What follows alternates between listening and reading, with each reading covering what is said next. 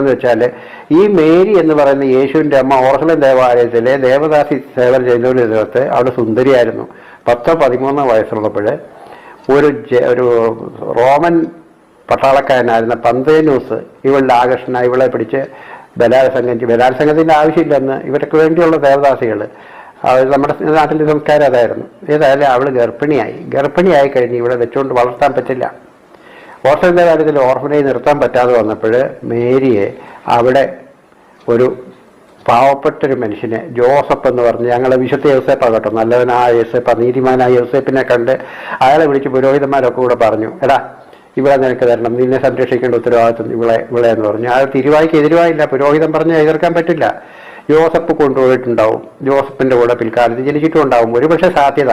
പക്ഷേ ഇതും തള്ളിക്കളയേണ്ട ഒരു കാര്യം. ഇവർ പറഞ്ഞപ്പോൾ വന്ന പാകപ്പിഴകളാണ്. ജോസഫ് നീതിമാനാണ്. ലമ്മ സബക്താനി എന്ന ഉച്ചത്തിൽ നിലവിളിച്ചു, നീ എന്നെ കൈവിട്ടു.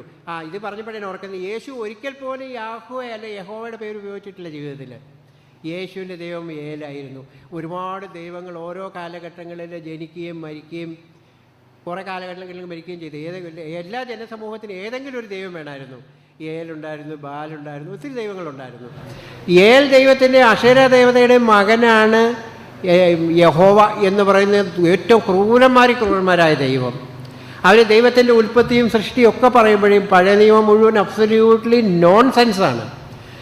യേശു ഒരു ദൈവം ഈ സസ്യജാലങ്ങളെ മൃഗങ്ങളെയൊക്കെ സൃഷ്ടിച്ചതിന് ശേഷം സൂര്യനെ സൃഷ്ടിക്കുന്നത്.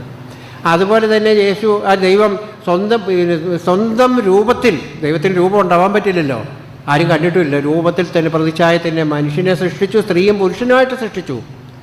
സ്ത്രീയും പുരുഷനുമായിട്ട് തന്നെയാണ് സൃഷ്ടിച്ചത്. എന്നിട്ട് ആദവും ലില്ലിത്ത് എന്ന് പറഞ്ഞ സ്ത്രീയും ആദവും ഒരേ അച്ഛൻ ഒരുമിച്ച് അങ്ങ് സൃഷ്ടിച്ചതാണ്.